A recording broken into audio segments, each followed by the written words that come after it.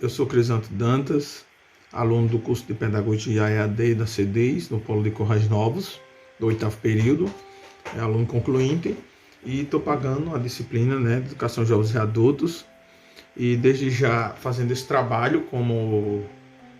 requisito, para obtenção da nota da primeira unidade da disciplina. O tema do trabalho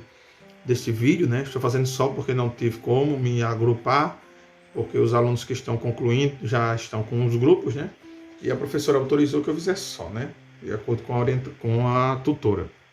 Então, a importância da EJA. Qual a importância da EJA e memória da EJA para pensar práticas pedagógicas com jovens e adultos na atualidade? É um tema muito interessante, sobre o que nós temos estudado nessa primeira unidade, na educação de jovens e adultos, nessa disciplina. Eu destaquei aqui alguns tópicos para fazer uma retrospectiva histórica, e a gente vem começando a pensar a EJA lá, descobrindo na história da educação de jovens e adultos, a chegada dos jesuítas, aqui no Brasil, onde eles começam a trabalhar o ensino do plantio, com os índios e com outros brasileiros, através do cultivo de hortas, de plantas, Então, assim, a educação dos jovens e adultos, pela história, a gente percebe que inicia-se lá, Não é uma educação formal, mas tem inicia-se pela época do Brasil colônia, com os jesuítas. Logo em seguida, a gente vê a família real, no ano de 1808, com a chegada aí ao decreto, onde eu tomei nota aqui, o decreto que a família real traz para que se crie a educação noturna, das pessoas que vivem no Brasil. Então, em 1808 tem esse decreto da educação noturna, e em 1934, bastante tempo após, a gente vem destacar também a criação da Constituição Brasileira, onde também há um espaço na República, para a educação de jovens e adultos. Lembrando que de uma forma muito simples ainda, muito fraca, E nos anos 40, a gente vê de 34 para os anos 40, começa e continuando, nos anos 40, começa a ter as campanhas nacionais. Em 47 surge o Serviço Nacional de Educação de Jovens e Adultos, Com esse serviço, a partir da década de 40, começa-se a pensar e a ver que tem uma parcela significativa do país, do Brasil, vivendo sem as condições mínimas de alfabetização, muitos sem saber até escrever o nome, começa na década de 40 esse pensamento. Em 47 cria o CAA, que é o Serviço Nacional de Educação de Adultos, e de 58 a 61 a gente vê também a Campanha Nacional de Erradicação do Analfabetismo, tornando em 58 a 61 buscando a popularização dessa alfabetização, A gente vê como exemplo no Ceará a educação via rádio, A alfabetização via rádio, que foi na década de 60 muito forte, se expandindo por todo o Brasil, Aí em 64 a gente chega ao nosso famoso Mobral, criado pela ditadura militar, onde os debates e as campanhas de educação de jovens e adultos são abafadas, através da ditadura militar, e se cria o Mobral, Esse Mobral ele vai se estender por longos períodos, até 85, com a função de buscar a educação com relação à alfabetização, Então, até 85, que é o fim da ditadura militar, esse Mobral vai se estendendo com várias campanhas Brasil afora. Em 96, a gente chega à nossa famosa LDB, a Lei de Educação, Diretrizes e Bases, e essa LDB ela vem fortalecer e reafirmar a necessidade e a urgência de ter um lugar para a educação de jovens e adultos. Até, com isso aí, se amplia essa educação, até chegar a 2005, quando também começa-se a pensar não só na educação de jovens e adultos, mas numa profissionalização desses jovens e adultos que não tiveram a educação no tempo hábil, a escolarização em tempo hábil. Então, em 2005, surge o decreto 5.478, que torna a educação profissional, É o PROEJA, que até hoje os IFRNs ofertam cursos profissionalizantes na modalidade EJA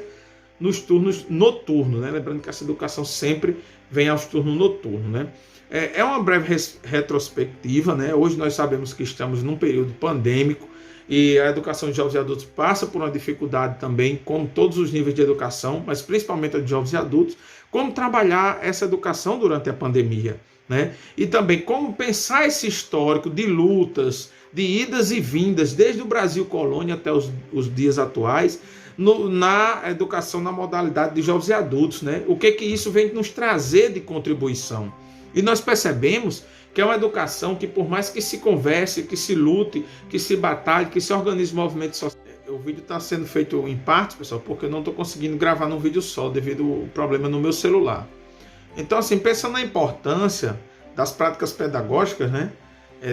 De acordo com essa história, nós vimos e percebemos que desde o Brasil colônia até a atualidade, nesse momento pandêmico, né, há uma vontade, né, e um desejo na comunidade brasileira que trabalha com a educação, professores, sociedade organizada, né, ONGs, em buscar essa luta, né? A gente vê a questão de Paulo Freire, né, com a experiência de Angico, onde ele mostra, né, apesar de ter sido exilado, ter sido expulso do país na época da ditadura, mas a vontade de Paulo Freire de trabalhar a educação de jovens e adultos, de ver essa parcela excluída que vive à margem da sociedade. Nós vemos diversas experiências, né, como a do Ceará, como a questão da rádio escola. Nós vemos a experiência também de outras repartições, até a nível menor, né, em São Paulo, no Nordeste mesmo, em educação de pé no chão também se aprende a ler, né, movimentos que buscaram a educação, fortalecer o convívio educacional desses jovens, buscar com que esses jovens e esses adultos aprendam e desenvolvam a sua educação, que foi retirada deles por motivos diversos, né? A falta de acesso, necessidade financeira de ter que trabalhar cedo. Então, tudo isso, nós devemos pensar essas práticas pedagógicas todas. O que nos traz Paulo Freire, com a experiência de Angico, o que nos traz a educação de pé no chão também se aprende a ler, essa experiência, o que traz a experiência do vice-verso, né? O que traz a experiência da rádio escola lá no Ceará, que foi usada no Brasil, o que traz a experiência EAD, como nós fazemos até aqui, a educação à distância, né, através desse polo CEDIS. Então, todas essas metodologias, ela tem muito a contribuir com a educação dos jovens e adultos. E a gente tem que pensar, principalmente em tempos pandêmicos, como vamos reativar essas formas de educação, via rádio, né, via educação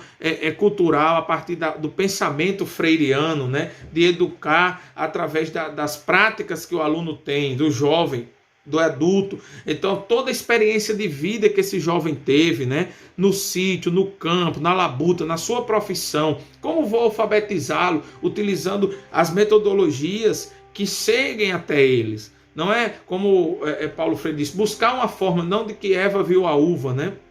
Não educar só pela letra, pela palavra, mas educar também pelo sentido crítico, social. Então essas práticas, principalmente as freirianas, vêm nos mostrar que é necessário que o jovem, na educação de jovens e adultos, tenha um aguçamento crítico social, tenha uma visão diferente do que é educação, né? Para que ele possa contribuir ativamente através da sua profissão, que muitos já têm a sua profissão, né? Outros já têm a sua vida. Buscar para que essas práticas pedagógicas todas, né, que nós tivemos na história da educação, essas lutas, essas vitórias, derrotas também que nos ensinaram, possam nos formar um arcabouço de conhecimento para que a gente possa atingir a melhor metodologia para chegar no jovem. Então é pensando no Paulo Freire, é pensando no Darcy Ribeiro, é pensando na LDB, é pensando nos jesuítas, é pensando todas as formas que vimos na história da educação dos jovens e adultos, principalmente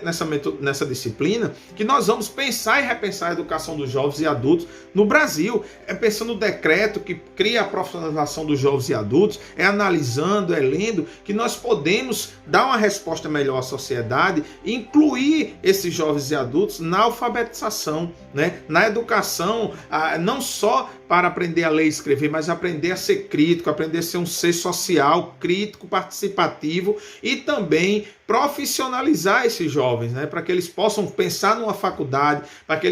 eles possam pensar num curso superior, numa pós-graduação, para que eles possam pensar num curso técnico e se envolvam na sociedade. Então esse histórico todo vem nos trazer uma grande contribuição para pensarmos e repensarmos a educação de jovens e adultos. Então um abraço, eu sou Crisanto Dantas, Sales de Freitas, aluno de Pedagogia AD, Polo Currais Novos. Obrigado e até mais.